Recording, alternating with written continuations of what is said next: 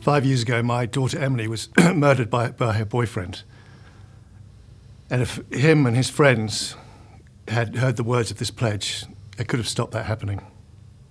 We all have the power to take responsibility for our actions, and as men, we need to stand up and take this right now. I have a wife, a daughter, and 3 granddaughters, and I want them to grow up in a society that's free from violence. I want my son to grow up in a world where he doesn't feel it's necessary to prove himself through alcoholism, violence, or degradation towards women. A. I want my son to grow up in a world where he learns that women are treated with respect. I want an Aotearoa New Zealand that is free from violence. It's important to me to be a role model to the young people in my life, my kids, my nephews and nieces, to role model for them what a respectful relationship looks like. I really want to live in a world where kids aren't scared to go home. I think we can all either imagine or remember what it feels like to not be safe, and I think it's everyone's job to make sure that we are safe. I want all children to feel safe, that it's okay to speak out against violence. I want people to use their words, not their fists. I'd like people to remember that feeling angry is natural and acceptable. Getting violent about it isn't. Violence should never be the answer. It should never, ever come into it. We can talk, we can communicate. It's not the answer.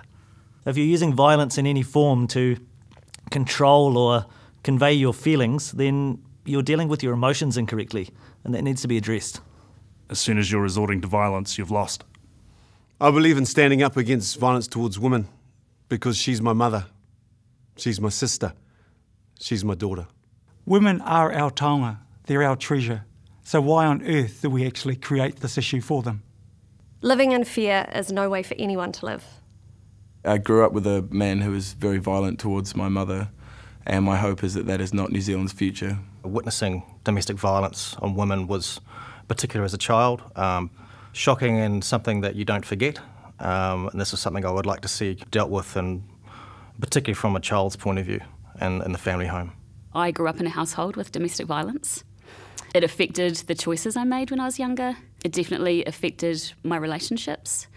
I guess that's why I'm quite passionate. I've had a history, and it affects children forever.